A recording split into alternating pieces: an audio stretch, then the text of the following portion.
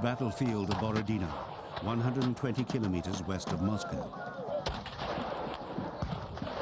This is where Napoleon Bonaparte won the battle but lost the war against the Russians in 1812. His Grande Armée failed to strike the knockout blow he so badly needed. Napoleon had amassed an army of around 500,000 men, half French and the rest from conquered countries. He was in need of a big success to bolster his reputation at home as the Superman.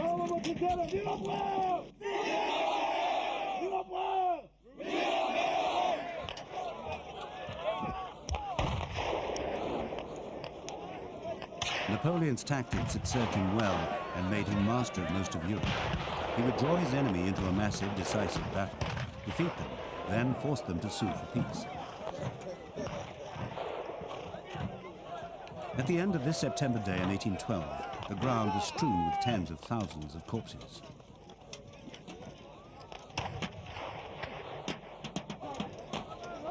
But the Russians under Field Marshal Kutuzov fought bravely. They retreated in good order.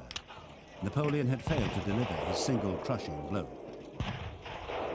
He went on to take Moscow, but only what was left of it. The Russians had set the city alight. They then disappeared. The Russian winter and guerrilla raids now spelt nemesis for the Grande Armée. These are the remnants of that army. The skeletons of these Napoleonic soldiers have been uncovered in a mass grave in the Lithuanian capital, Vilnius. Estimates vary as to how many soldiers are buried around here. Some say 10,000, others as many as 30,000. Originally, these corpses were thought to be the work of another dictator because mass graves of Stalin's victims had been found near Vilnius. But careful archaeological work revealed the truth.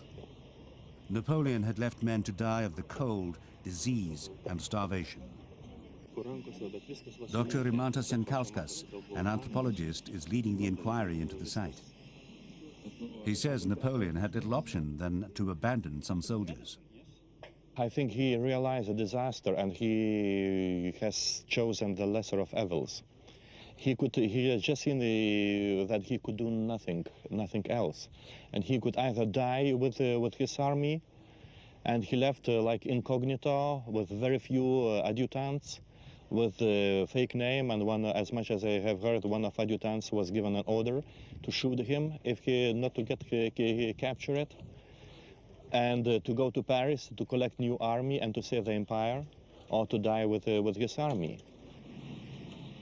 The dig is at an old Russian barracks. It's being redeveloped after the collapse of Soviet communism a decade ago.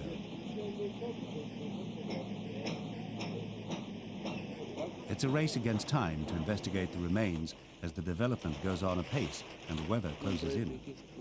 Russian troops had dumped the bodies in trenches after mass cremation was abandoned because of the stench and smoke. This black soil, so it is remains of uniform.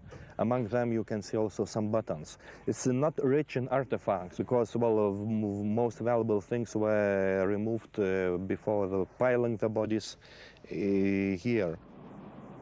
The skyline of Vilnius Old Town has changed little since Napoleon's day. He was greeted as a liberating hero by the Lithuanians when he entered in June 1812. They were delighted to be free of Russian domination. Vilnius became the rearguard headquarters for the Grande Armée.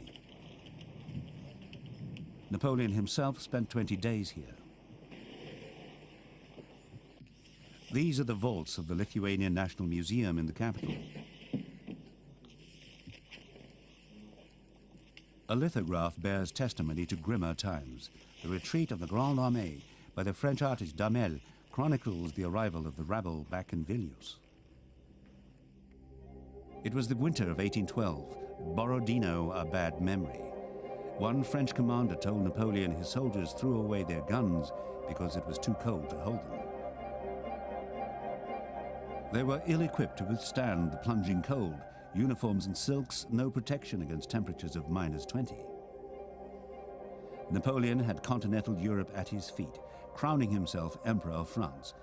His reputation as the great man of Europe endured for decades. Yet he abandoned tens of thousands of soldiers. Many more died fighting his wars.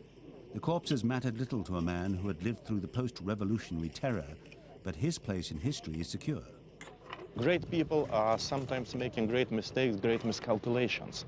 And indeed, he was a great personality who has reformed much of Europe, changed maps of Europe, administration of Europe, while finally introduced Napoleon's Codex, all administration reforms and so on, that he had impact even on us, on Lithuania. These students have uncovered many corpses fused into fetal positions against the cold. The mass grave is revealing the brutally hard life of Napoleon soldiers.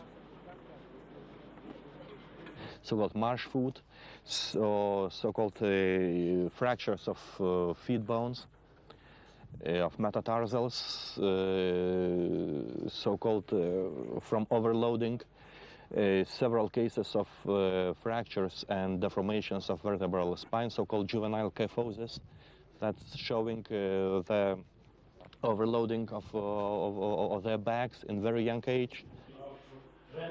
Here at the Vilnius Institute of Forensic Medicine, work is underway to discover how the thousands of soldiers died.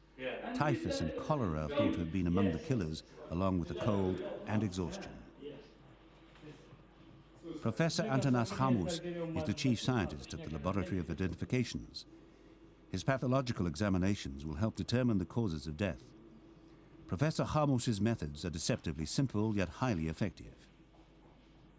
Our forensic technique, it is our eyes, our head, our brain, and sometimes microscope. The Antakalnis Cemetery Church has become a macabre warehouse. Virgis Pugaciauskas and his assistant have been sifting through the bones of Napoleonic soldiers disinterred by an earlier dig in the spring. Now that they've been examined, the bleached remnants are awaiting reburial. Some coins and buttons have been found, but the Russians made a thorough job of stripping the bodies before bundling them into trenches.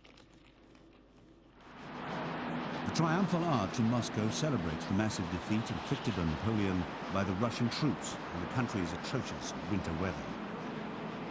Napoleon had expected the Tsar to capitulate, but his gamble was an epic disaster. Many more would die before he was finally defeated at Waterloo in 1815. His legend outlived him. For some, he was the essence of power because nothing got in his way, neither his enemies nor the soldiers who served him until death.